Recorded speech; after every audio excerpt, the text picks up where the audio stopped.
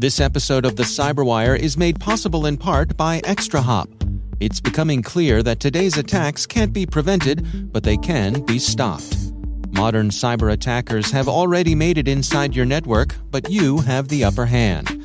Find and eradicate threats with ExtraHop network detection and response and shut them out before real damage is done. Learn the advanced techniques attackers are using and how ExtraHop stops them with a live attack simulation. Visit extrahop.com/cyberwire. That's extrahop.com/cyberwire.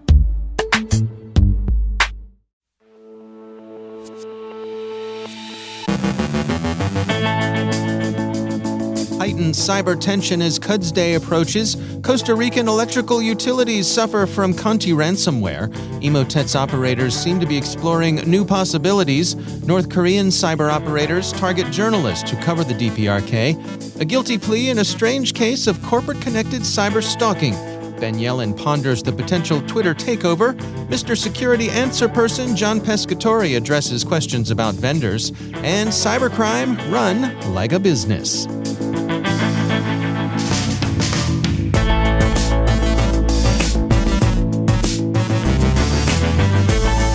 From the CyberWire studios at Data Tribe, I'm Dave Bittner with your CyberWire summary for Tuesday, April 26th, 2022.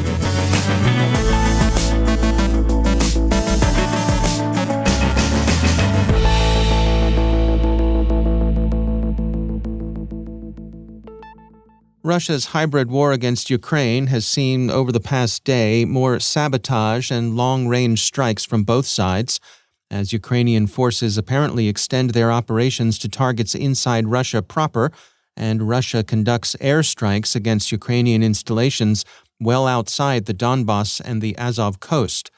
But there are no reports of further cyber attacks in the war, although all parties remain on alert to their likelihood.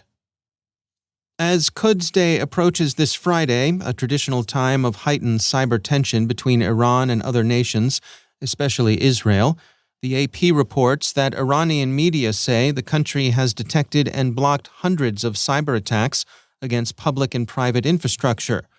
Haaretz reports that an Iranian hacktivist outfit styled Hackers of Savior has claimed a successful attack against the Bank of Israel.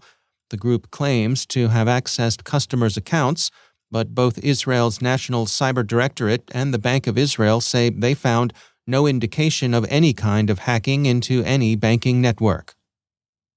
Conti's ransomware campaign against Costa Rica has expanded to affect the country's electrical power distribution system, the record reports. JSEC, the organization that delivers power to the city of Cartago, said that its administrative and business systems had been disabled by the ransomware. This doesn't, however, represent a direct attack on industrial control systems. Power generation and distribution continue normally, JSEC says. Proofpoint this morning reported that it's seeing unusual activity from Emotet malware-wielding gang TA542. The criminal group, which has been in a slow period since going into partial hibernation early last year, appears to be conducting low-volume testing of new techniques. Specifically, they're using OneDrive URLs and XLL files to deliver their malicious payloads. The activity may also indicate a shift to more selective and limited-scale attacks in parallel to the typical mass-scale email campaigns. Researchers at Stairwell have released an extensive report on Gold Backdoor, malware deployed by APT-37, the DPRK cyber threat group, also tracked as Ricochet Colima. The researchers say Stairwell assesses with medium-high confidence that Gold Backdoor is the successor of or used in parallel with the malware Blue Light, attributed to APT-37 Ricochet Colima. This assessment is based on technical overlaps between the two malware families and the impersonation of NK News, a South Korean news site focused on the DPRK. Much of the activity in the current campaign is directed at data exfiltration. Bleeping Computer notes that Pyongyang regards new reporting as a fundamentally hostile activity, which would account for the attention being paid to journalists. The U.S. Department of Justice has announced that one of those accused of cyberstalking the couple who ran a mom-and-pop e-commerce newsletter has taken a guilty plea. James Bao, 47, of San Jose, California, eBay's former senior director of safety and security, pleaded guilty to one count of conspiracy to commit stalking through interstate travel and through facilities of interstate commerce, 2 counts of stalking through facilities of interstate commerce, 2 counts of witness tampering, and 2 counts of destruction, alteration, and falsification of records in a federal investigation. The stalking seems to have been unusually malign and focused, the U.S. Attorney's Office explained. The campaign included sending anonymous and disturbing deliveries to the victim's home, sending private Twitter messages and public tweets criticizing the newsletter's content and threatening to visit the victims, traveling to their home to surveil the victims and installing a GPS tracking device on their car. Sentencing is expected in September. And finally, free trials can be used to attract customers in the criminal-to-criminal market, just like they are in legitimate markets.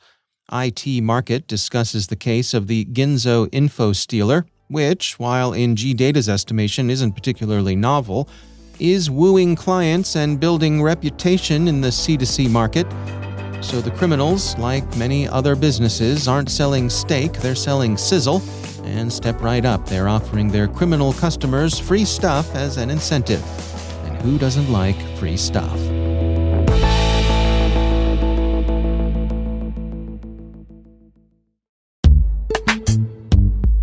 And now, a word from our sponsor, Recorded Future. Staying one step ahead of the rapidly evolving threat landscape requires a constant flow of daily intelligence.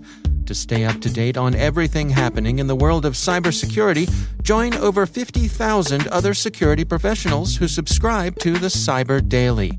With daily email updates on the latest cybersecurity news, top threat actors, exploited vulnerabilities, suspicious IP addresses, and more, the Cyber Daily is the first thing security professionals check every morning. To learn more and subscribe for free, go to recordedfuture.com/cyber-daily. And we thank Recorded Future for sponsoring our show. Mr. Security Answer Person.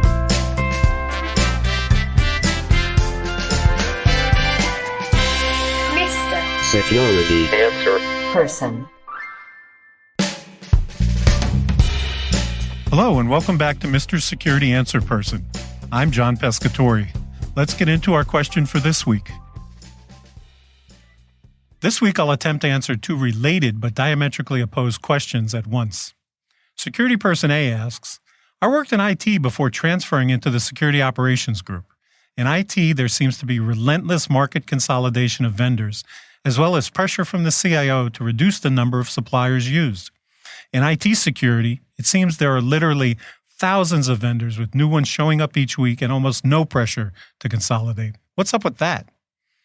Security Person B asks, what can we do to keep small, innovative security vendors alive? It seems like the big vendors spend most of their time trying to lock us into their product line and very rarely innovate or meet our individual needs. But when we find a small vendor with a cool and useful product, within 2 years, almost invariably, they are acquired by a big security vendor, and the product line is either dumbed down or disappears. Will this ever change? Well, this reminds me of one of those optical illusions where half the people see the dress as blue and black and the other half see it as gold and white. It is hard to get good data, but CompTIA said a few years ago that there were over 525,000 IT product and service companies in the U.S. alone. CyberDB says there are about 3,500 information security vendors in the U.S. This means security vendors are only 0.7% of the overall IT vendor count, which is actually quite low compared to the spending ratio between the two areas, where IT security spending is somewhere around 5% of overall IT spending.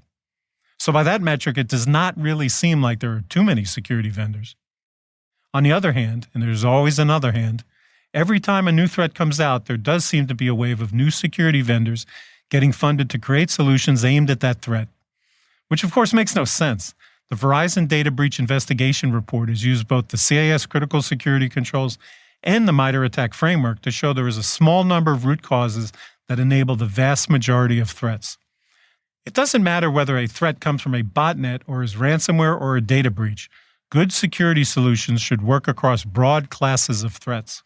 Common sense says you really don't need a different toothpaste or toothbrush for your molars or those pointy teeth up front. But rather than go on yet another rant about vendor marketing, let me try to answer the real question here. How many security vendors do I need? Like all such broad questions, any meaningful answer will start with "it depends on," but first let's establish some edge limits. One security vendor will never be sufficient for all but the smallest of companies, small office, home office, and the like. Many security vendors have tried to be one-stop security shopping companies. I call them security department stores, and it has never gone well and never lasted long.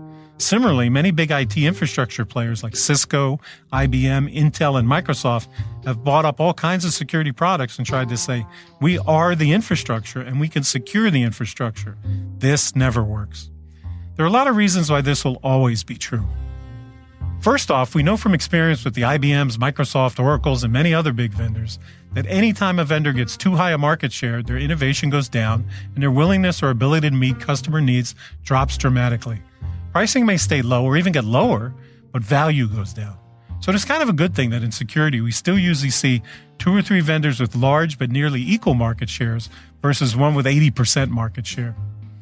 Second, Microsoft Windows has conclusively proven over the last 30 years that monocultures are bad for security.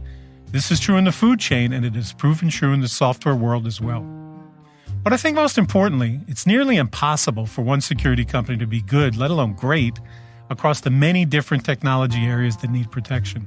One simple division, network security versus host-based security, where nearly completely different technical skills and understandings of differences in managing each technology are needed. When I was with Gartner, I had a $100 bet with a Fortune 100 CEO that no vendor would be a leader in both a network security and a security software magic quadrant. And 15 years later, I'm still winning that bet. So what am I saying? 2 security vendors is probably okay? Well, not so fast. I've always broken the security markets into 3 broad segments. Keep the bad guys out. Pretty much everything threat or vulnerability facing.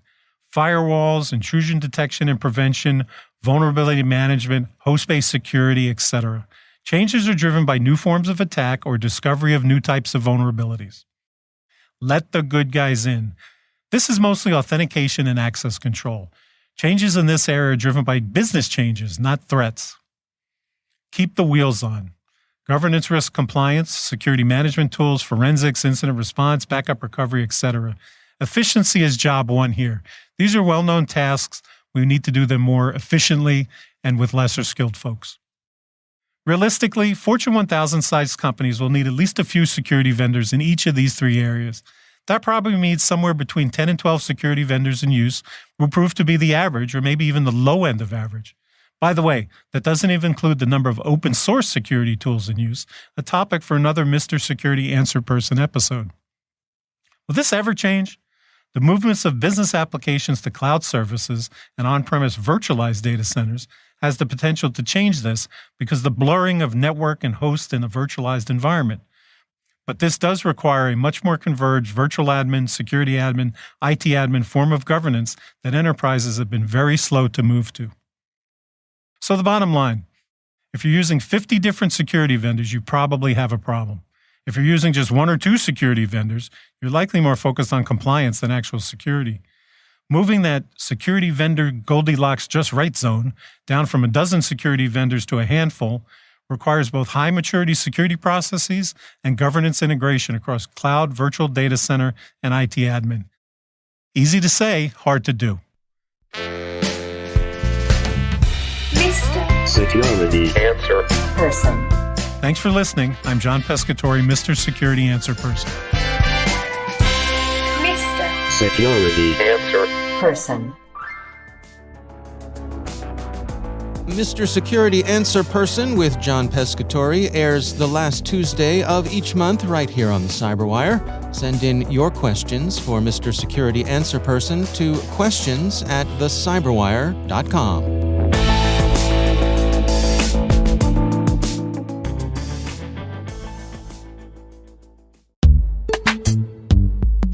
And now, a word from our sponsor, Collide. Collide sends employees important, timely, and relevant security recommendations for their Linux, Mac, and Windows devices right inside Slack. Collide is perfect for organizations that care deeply about compliance and security, but don't want to get there by locking down devices to the point where they become unusable. Instead of frustrating your employees, Collide educates them about security and device management while directing them to fix important problems. You can try Collide with all its features on an unlimited number of devices for free for 14 days, no credit card required.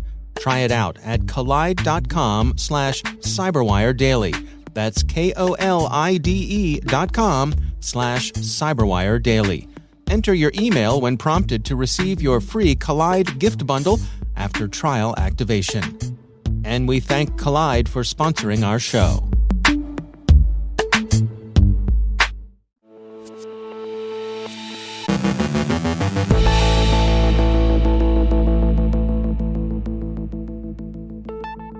And joining me once again is Ben Yellen. He's from the University of Maryland Center for Health and Homeland Security and also my co-host over on the Caveat podcast. Hello, Ben. Hello, Dave. So I don't know if you noticed, Ben. I know you're active on Twitter. Twitter may have a new owner soon. It sure does. Mr. Elon Musk, eccentric billionaire extraordinaire, has purchased Twitter for the low price of $44 billion. The money he found in his couch cushions, no doubt.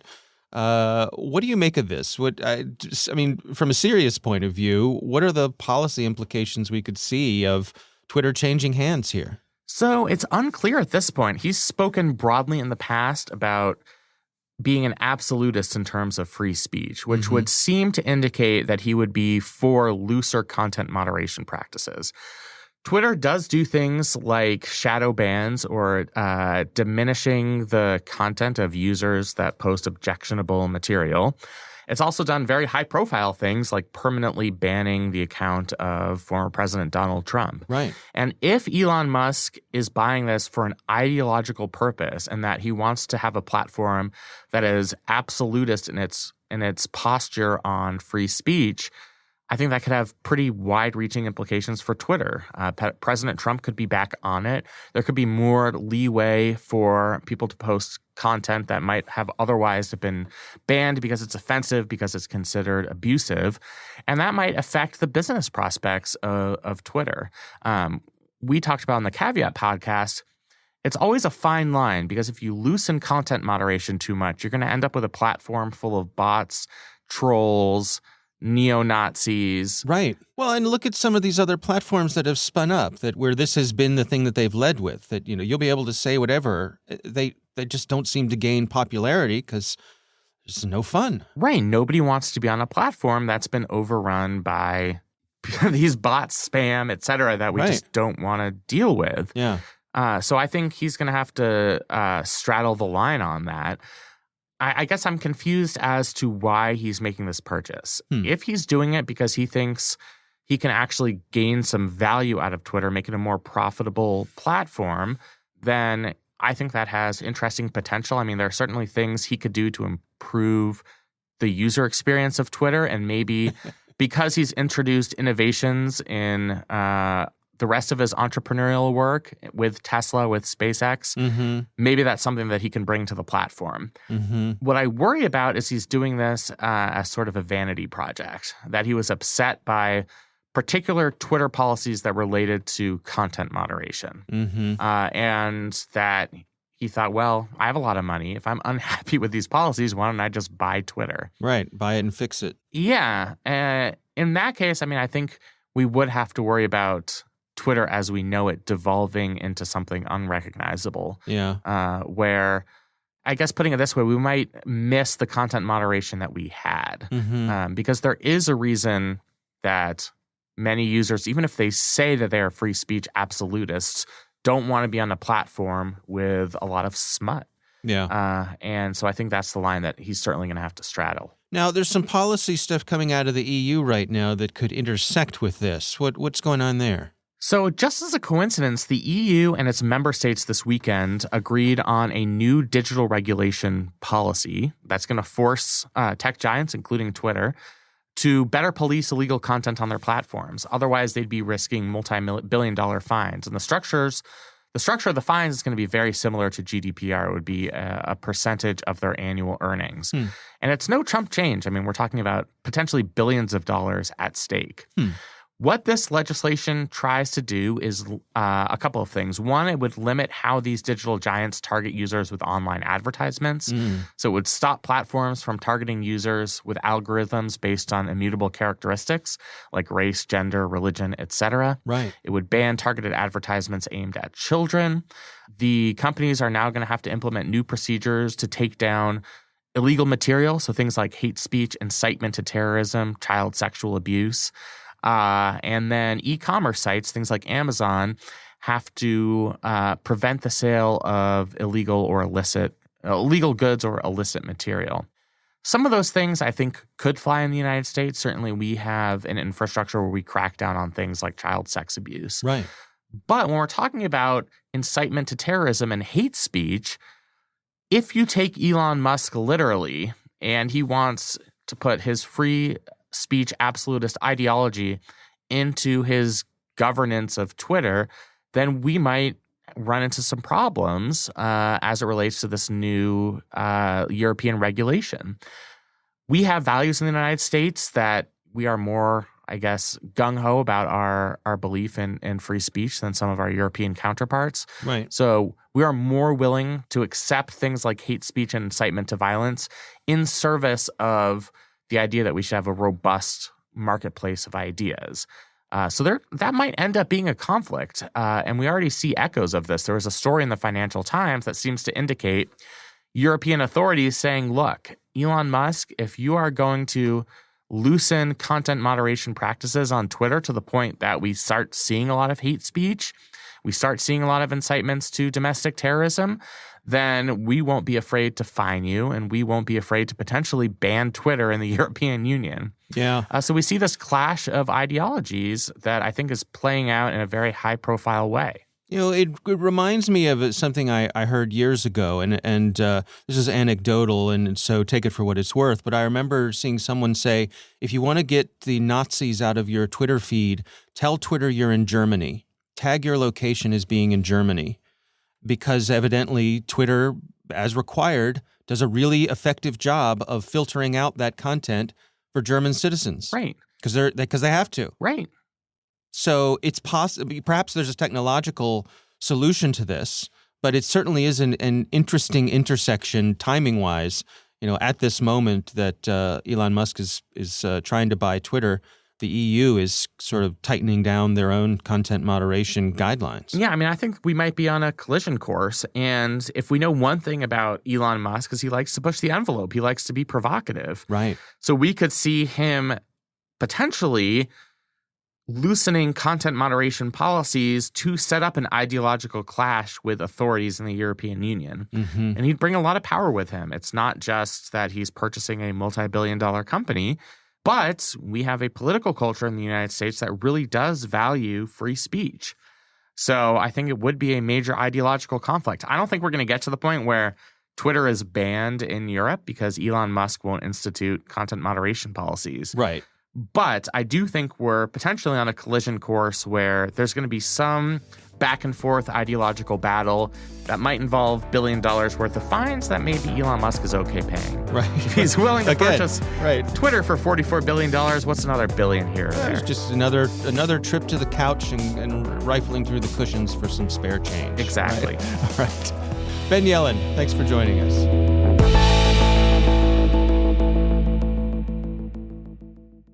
Thanks to all of our sponsors for making the CyberWire possible, especially our supporting sponsor, Alert Logic, the only MDR provider that delivers comprehensive coverage for public clouds, SaaS, on-premises, and hybrid environments. Learn more at alertlogic.com.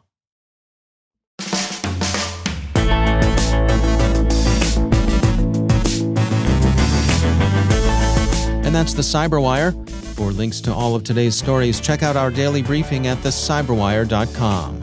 The CyberWire podcast is proudly produced in Maryland out of the startup studios of Data Tribe, where they're co-building the next generation of cybersecurity teams and technologies.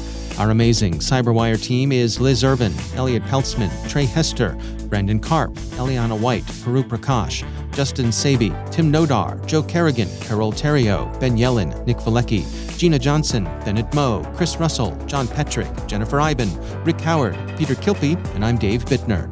Thanks for listening. We'll see you back here tomorrow.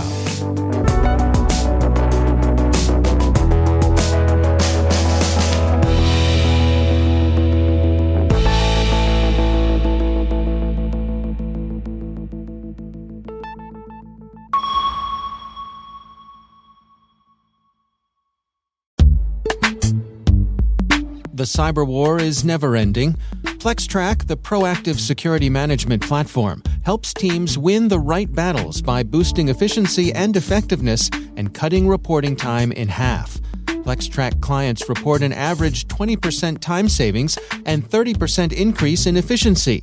PlexTrack streamlines and automates workflows through the full cybersecurity lifecycle. Key integrations with popular tools means all your data can be easily aggregated in one place. Robust analytics provide insight into security posture and inform prioritization.